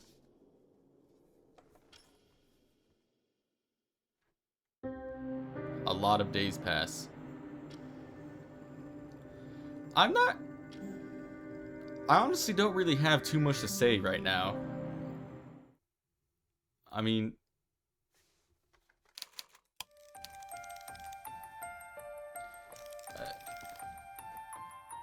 it almost feels like being back in the conservatory again. The conservatory? What is that? Some sort of school for witches? Never you mind, dear. The witch chuckles softly, her fingers stilling in your hair. Her voice sounds like as always, but you detect a strange note to it, a degree of hesitance. Did she misspeak? Perhaps she slipped out a bit more than she intended. It is a nuisance, that is all. I vowed that I would not take on more favors for others, but even witches must fulfill their purpose. I have rather begun to sicken of other people. They can go and rot for all I care. Have you grown comfortable in her presence? More than you imagined you might. And the witch has seen this. She has sensed the ease of your breathing, the slumping of your shoulders, and she smiles from it, amused by your easy acquiescence to her affection. You have become docile, just like a cat. She is well aware of it, and this fact brings a blush to your face. Look at your lap, your eyes half lidded, and tell her that you are simply too tired to fight her off. You have been a prisoner for too long. For so long it would be foolish to remain antagonistic towards her. She is the one, after all, who feeds you, who entertains you, keeps you company. You really are a good girl. You were quite the handful in the beginning, but you formed up a good deal. It makes for quite the change. Now tell me, dear one, do you miss me when I'm not there? You have been fighting off slowly mounting feelings of deja vu since you first awoke into the tower, but this question finally brings you to your senses. You feel as though you have finally awoken, just like Sleeping Beauty from a long, long dream. The witch has asked you this question once before. She asked you whether you loved her, and you refused her. You were too proud and haughty to accept your love, and you paid for it. She splashed your blood against the tower floor, and you were left to lie there in a heap of sad, pathetic pile. You did not look very much like a princess then, for all of your airs and graces. The witch left you to die, but she is a merciful witch. She is giving you a second chance. This is actually a third chance now. Ooh, I can choose. I don't love you, though. I am saying that. Oh, dear one. The witch clicks her tongue as she examines you. Under her chin, you are proving to be quite awfully stubborn. Quail before the witch and her large rose-like eyes, her head hanging. You have the awful feeling that you have disappointed her, a feeling that is intense enough to be crushing. You feel her inside squirming unpleasantly, as though they have been hooked by a fisherman's lure. You are almost tempted to apologize to her. You cannot help it if you do not love her, but you wish you didn't look so very hurt when... Well, it's no matter. This is hardly the first time I've asked you this question, and it's hardly the first time you've rejected me. At this point, I've become accustomed to it. It's like a little game, and I rather enjoy games. They're not so very fun, I will admit. At this conservatory, when the other girls play tricks upon me, it was rather entertaining to watch you squirm in my tower all alone. Now, shall we give this another go? I wonder how long you can keep on resisting me. You might be strong, I suppose. I should have expected it, really, given your true nature. But I've endured your horrors you cannot possibly understand, and I'm even stronger. I'm not going to let you get the better of me. I've had enough of being walked all over, my dear, pretty princess. The witch draws a knife, her smile cloying, so sweet it's almost saccharine. She takes one neat, nimble step forward like a dancer and draws you come to her once more. You recognize this pose. She has held you in her arms like this before. Prince Siegfried, your white-winged Odette. But the front of your pale gown and your fair, ivory skin do not remain so for so long. Witch's knife plunges into your chest, sure and true, blade sliding between your ribs as though it belongs there. You gasp, but not in surprise, yet the dull feeling, as you totter back, that this has all happened once before. You're accustomed to it already. It is not so very surprising, therefore, when you gasp, choke. You splutter, blood burbling from between your lips. Such a deep crimson, it's almost black. Your body teeters. Your legs, two slender stems, give away beneath you. Then you fall. Your head makes a loud crack as it hits the ground, like it dropped from a tall height, from the window of your tower perhaps, but you don't register it. You can't hear it. You've already succumbed. You feel tired when you finally wake up. At this point, you've seen the ceiling one too many times. The music hasn't changed. This isn't a new loop. It stares down at you hatefully, as restrictive as a shell of a walnut, a prison in which you have found yourself trapped. You have been here before. You've seen these walls, and you have seen that window, and you've seen the sky beyond it, but you've never seen any door. There is no way out here. Listlessly, you lie there, remembering the many deaths which dance through your mind that's like dust motes. You died so many times that you can hardly keep track of them. And you hear a voice. Her voice. Recognize this too. You have seen this scene play out so many times before, you have become quite jaded. Perhaps it is time to disassociate. You let the witch introduce herself once more, as though you are strangers as your days begin to melt away. The time passes one day after another, over and over and over, until the witch one day asks you the all-important question. Do you love me?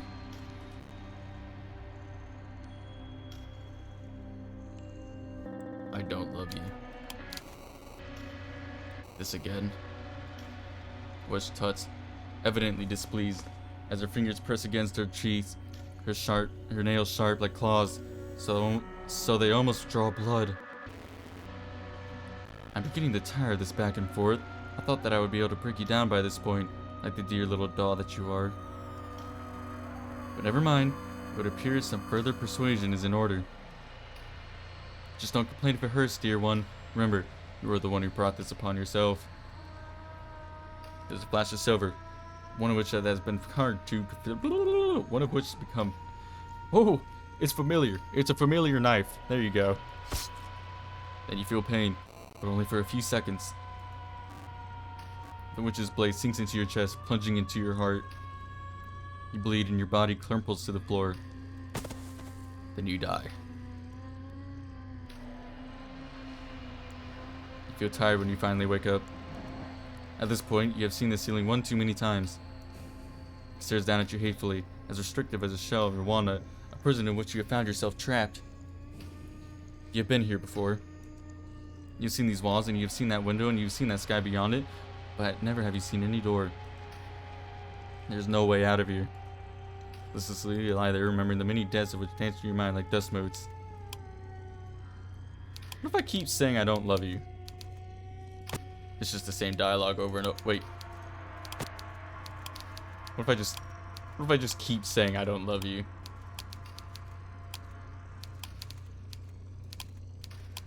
Surely at some point.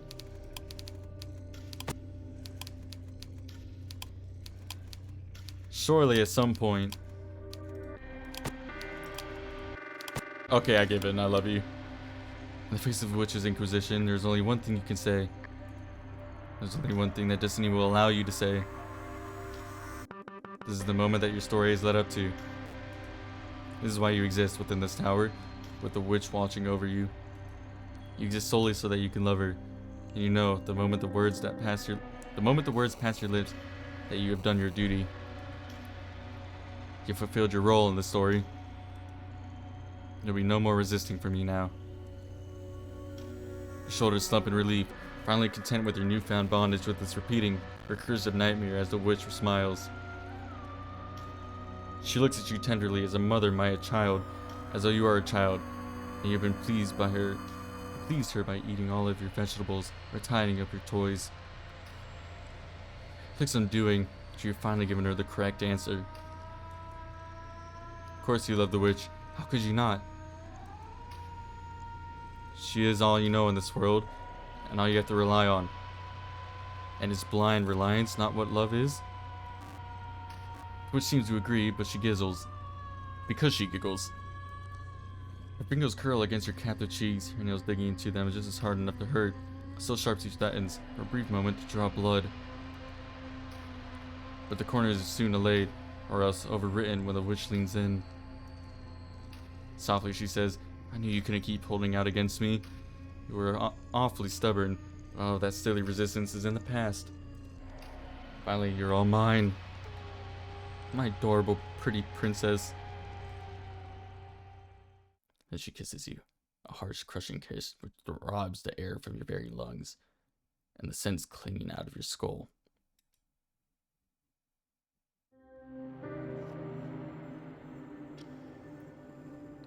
Now the days are passing by. You thought after confiding in the witch that she might be more compelled to spend time with you. Yet hoped by sharing your gently blossoming feelings, it would kindle a newfound understanding between the two of you, and that she would come to care for you. Oh man, my reading is starting to dwindle. You had hoped. Oh, you are not sure what you had hoped? Not anymore, but it was not this. The days continue to slide by as slippery as a needle's back. You see no sign of the witch. She left you food the last several weeks, food which does not seem to sprout mold nor turn sour no matter how much time passes. Perhaps it is enchanted.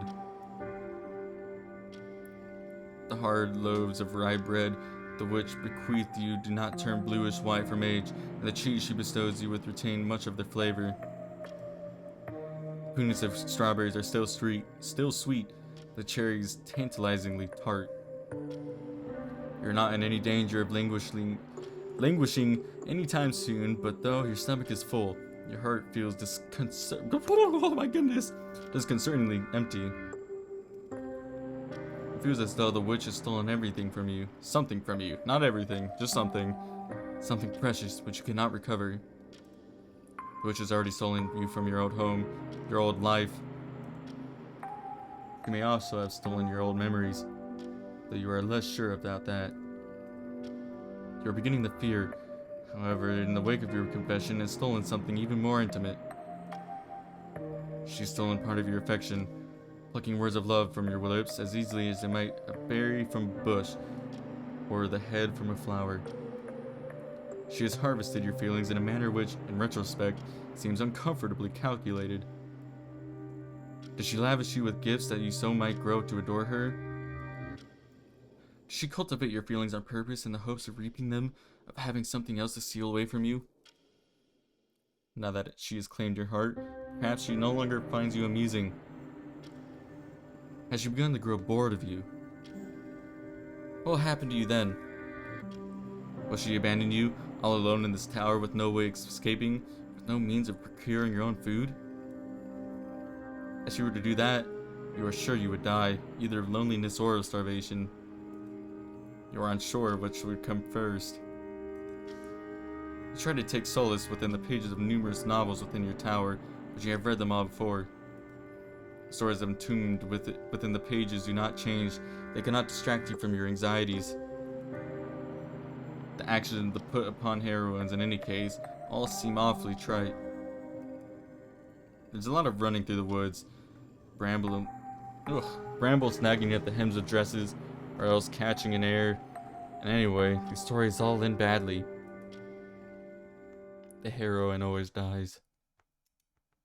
As far as romance stories go, they are not very cheerful. They cannot console you. The witch is not there, and in her absence, you are all alone. As more days pass. I still don't really have much to say. I mean, the witch manipulated us, she got what she wanted, and now she's done. I guess... I guess just a hat for fun? That's what I'm getting right now. I mean, I don't see a... whatever. The days continue to pass, but little changes. Which pays you a handful of visits. Okay, never mind, she's still coming. They're infrequent, few and far between, and they're depressingly perfunctory alongside it. These visits do little to assure you that the witch still loves you. How can she when she comes and goes so very easily, just like a cat? If she loved you, could she really abandon you without a backwards glance? You don't know, or perhaps you do not want to. Dwelling upon it is too uncomfortable. Does the witch not know what she is doing to you? Does she not know how much you have to come to care for her? Surely she must, for I must heard to hold a confession, timorous though it was, uneasy from your lips. You have told the witch that you had loved her, and she had repaid you by abandoning you. Did you come on too strongly? Was she unhappy to hear that you hear of your affection for her? That cannot be right, though. Not when she laughed upon hearing your confession. Though you thought it would make her happy, that was not presumptuous of you? What do you know of the witch? You don't even know her name. That's true, actually. You work yourself up into knots every day with every day which passes, so much so that your insides feel uncomfortably tangled. Not knowing what to say, nor what to do, you remain mute. It's easier to say nothing than to say too much, and to shatter what little regard the witch might have for you. But you ache for her presence, her attention, and for her affection. And so, unable to stop yourself, you find yourself asking the witch what you did wrong. Why has she been avoiding you? Avoiding you, dear one. The witch looks at you questioningly, her expression so believably bemused that you begin to doubt yourself. I'm not avoiding you. Perish the thought, why would I do something so callous? We're not sure. That is why you were asking her. She spent so little time with you lately, you just thought... Oh, that is where you're getting tripped up, dear one. You're a princess, therefore you should not think. You have no need for it. Princesses are made to be pampered by others, not to try and smooth their way out of their own problems. You'll be much happier if you stop worrying, silly thing. Oh yes, you suppose she was right. You can see the logic there. Your life would be a lot easier if you could simply switch off your worries as if they were a gas lamp, but... That's enough, dear one. Remember what I said? There's no sense in thinking. You'll work yourself up again. But you cannot help but think. You have nothing else to occupy your hours when she is away, and she has been away so often lately. Oh yes, I suppose you're right. I have been keeping away from you lately, but it's not due to any malice on my part. No? Of course not. My feelings for you remain as strong as ever, but I have been awfully busy lately, that is all. There are many sad, lonely girls out there, after all, with wishes that need granting. If I seem all distracted, that is why. It's nothing to do with you, so please, do not cry. I cannot bear you looking so sad. I wonder if we're not actually a princess. What if we're not a princess? What if we're just one of those girls she was granting? What if there's multiple... What if there are multiple girls that she has captured and she's like swapping between us? That's my ongoing theory. What? Were you crying? Yes, you are. Your eyes are wet, and so are your cheeks, you poor dear thing. The witch touched and leans in. Gently, she introduces her fingers to your cheeks, cupping them as if you were something invaluable. When she touches you like that, you feel as though you are precious. On your own, it is easy to get caught up in the mire of your own thoughts, but with the witch... Shh, easy now. Try not to cry, dear. It will spoil your pretty face. With the witch, you feel like the princess she claims that you are. You make you feel as though, for the first time in your life, you are wanted, you are needed, you are safe. Perhaps that is why you begin to cry in earnest, the gentler the witch handles you. You always thought it was foolish saying to kill somebody with kindness, but now you can finally see the logic behind it. The witch is killing you, whether she knows it or not. Even when she leaves you, you are not alone, not truly. She has burrowed her way into your heart, and there you fear she will remain, lodged in from now until the end of all times. You will never be able to disentangle yourself from her. You love her far too much for that. As we wait for her more and more days. She's definitely seeing other women. Try to maintain a positive attitude as the days elapse, afraid that you might deter the witch if you become too mawkish. You can get through the days well enough, brushing your hair, painting pictures, or flipping through the numerous books with the witch brought to you. You have distractions enough to keep your mind and your hands occupied, a fact for which you are thankful. You do not have many distractions, but you have enough. When the sun sinks beneath the trees, however, and the sky turns blue and then black, your doubts begin to pile up on you. During the night when it's cold, the wind is blowing, you can no longer fool yourself. It's been a week, 2 weeks, 3, 4, 5, 6, 7, 8, 9, 10, since you last saw the witch. She visits you so rarely now, so much so that your cool, untouched skin is beginning to yearn for the brush of her fingers. You sit by your window when the sun begins to sink. You watch as it dips beneath the horizon. Or maybe she's like depriving us. Like she's trying to make us more dependent on her. That or she's seeing other women. You hope with the setting sun that the witch might pay you a surprise visit. You wonder whether she might appear at the window and pull you into her arms and pepper your eyelids with your cheeks with kisses. She never does.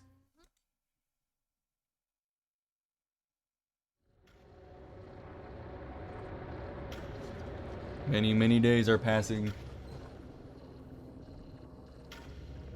We're still going. Oh, we're speeding up.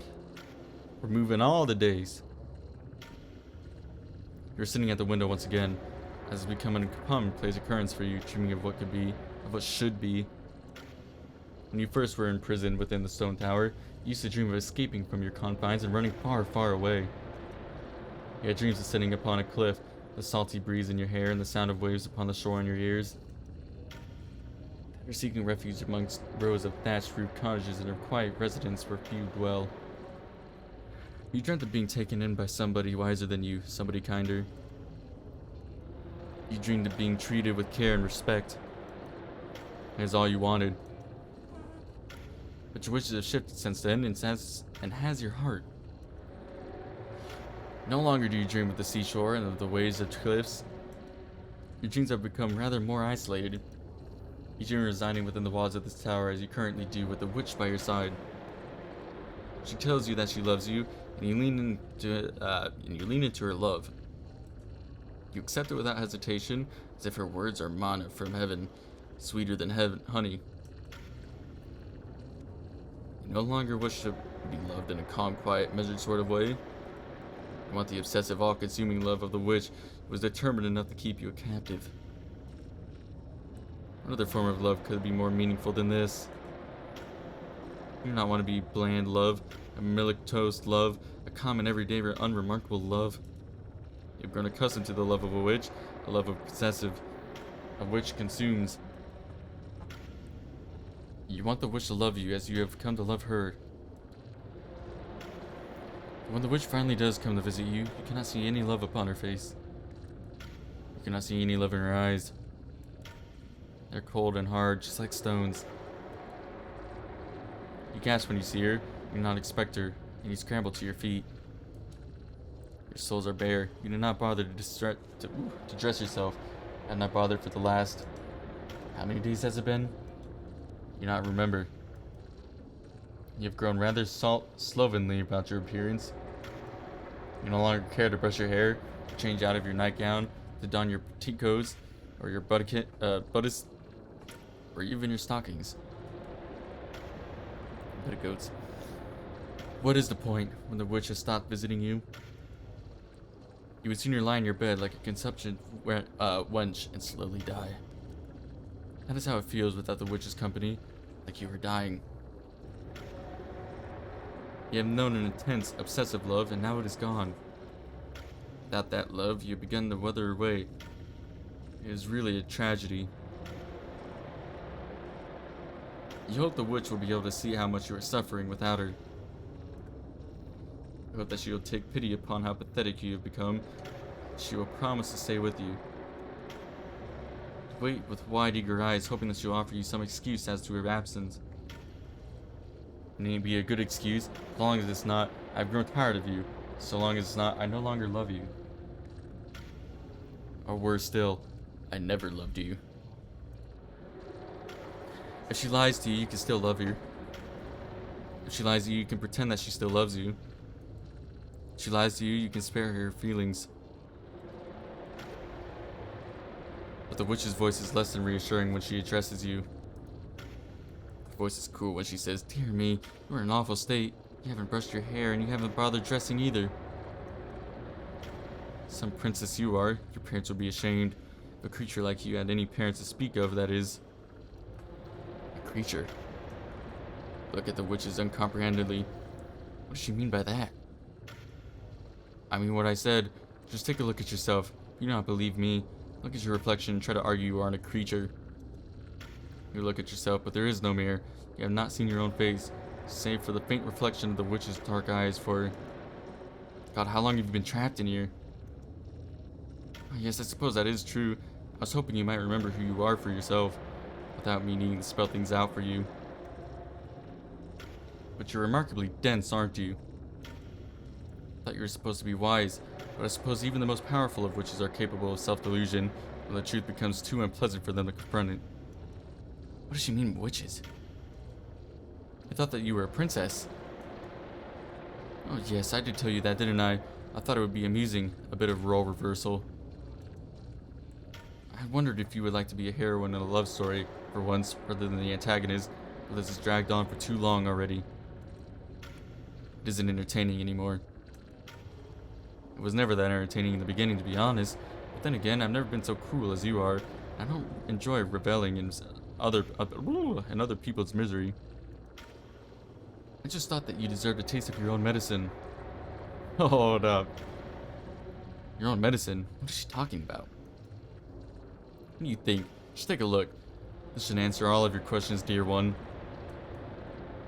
The witch, but is she a witch? Smiles sardonically, her eyes half-lidded, and she reaches into the wicker basket which dangles from her crook of her arm.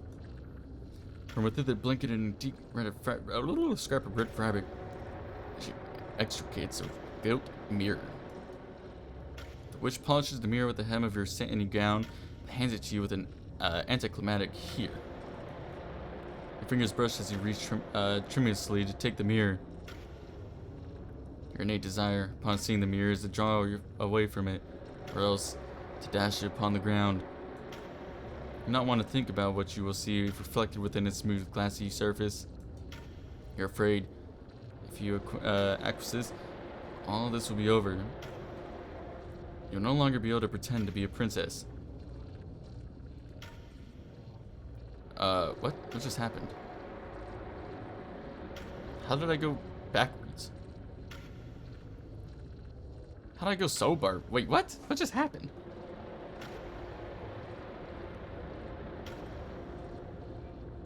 Why am I so far back? Hold on, I'm confused.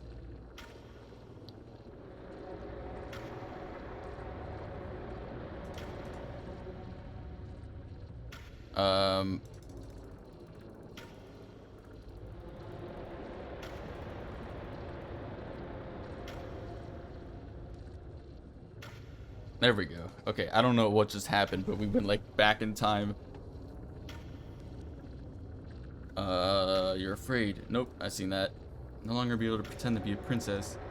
But you're aware, at long last, that you are pretending. Perhaps you were always aware of it. You never really felt like a princess, even though the witch had bestowed its identity upon you. The word princess never resonated within you. Never felt like you. You still cannot remember spending your days within a palace, or a castle, or even a dungeon guarded by a dragon.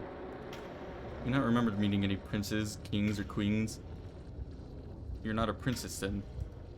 You were never a princess. And of course, you always knew that. You just wanted to play pretend.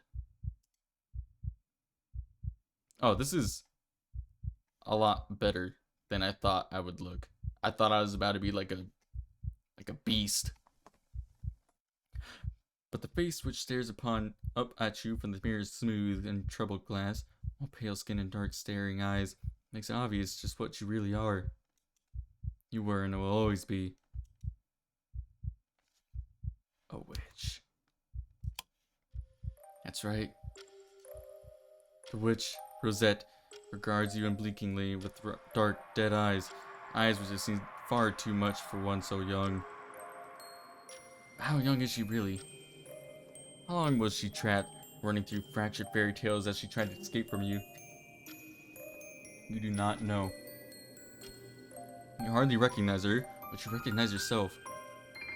You might have lost sight of who you were when Rosette left you, but now... Do you remember? I remember. I always remember. My name is Medea. Yes, that is right. I'm Medea, and this girl is, or was, Rosette. And though our paths continue to cross, we have always been alone. This girl, once so innocent and assuming, languishing for want of love, has known what it's felt to adore the point of insanity. She's been drowned, buried, and consumed by love, and in so doing, she changed. She's not the girl she once was. She was a fine witch in her own sight, with eyes that reflect no light, with a heart that contains no love. She caught you, me, us while we were drifting bereft, languishing for lack of a little girl, who had also cruelly broken ties with us and has imprisoned us.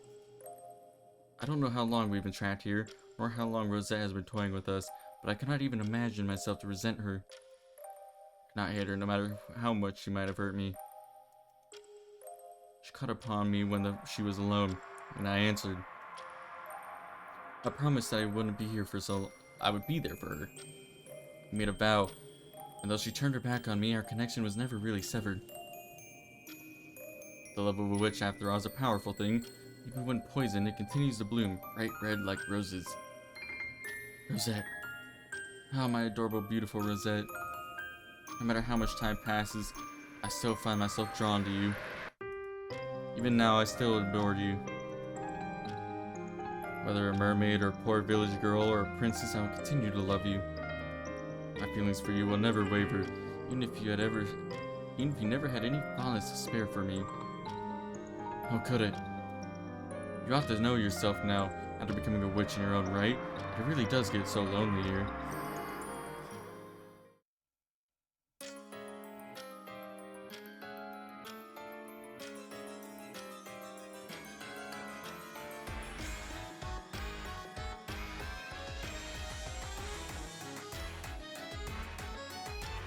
The end of an obsession.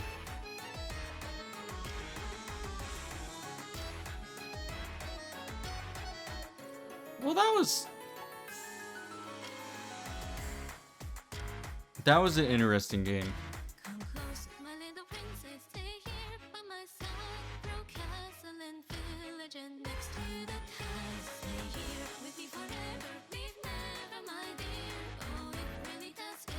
I'm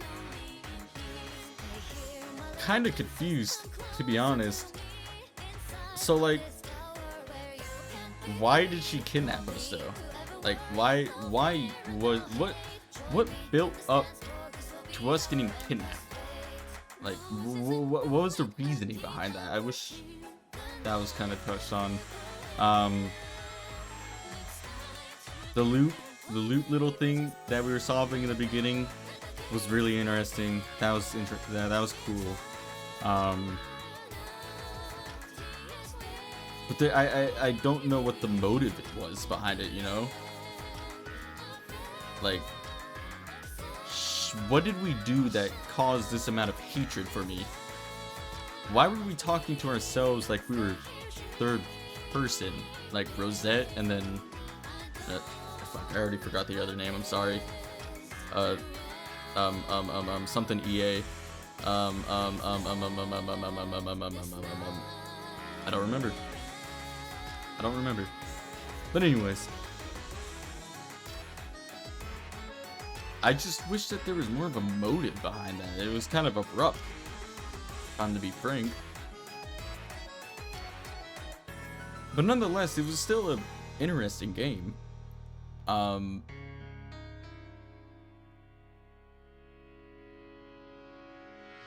Sorry, I'm like trying to look and listen to the video here, animation here, and talk at the same time, and it's confusing me.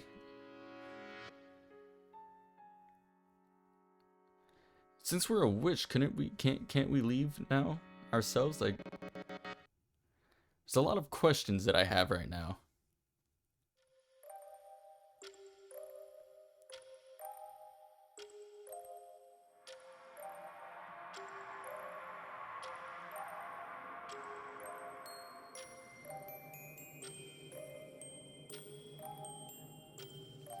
See what's in the extras here. Gallery, music, notes.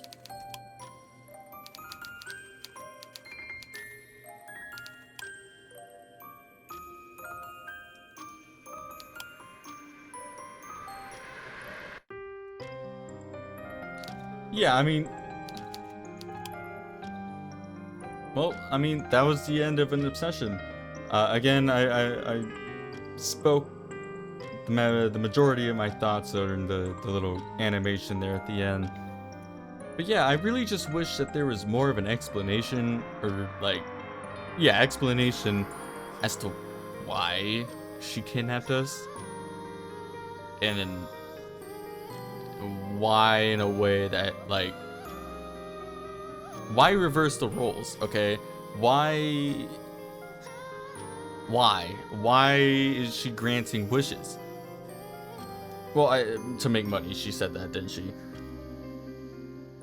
I don't know, that was just very interesting. I wish I knew more what was going on. And I know I keep repeating myself, but yeah.